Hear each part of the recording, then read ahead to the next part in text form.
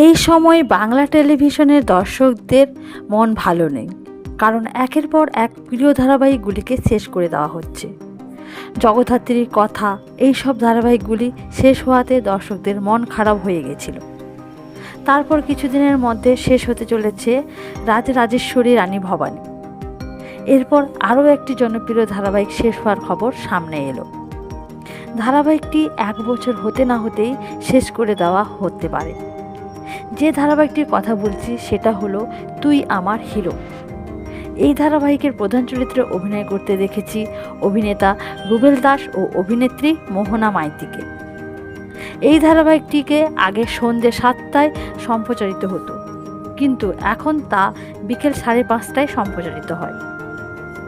তবে বিকেল 5:30টায় আর বেশি দিন সম্প্রচার হবে না।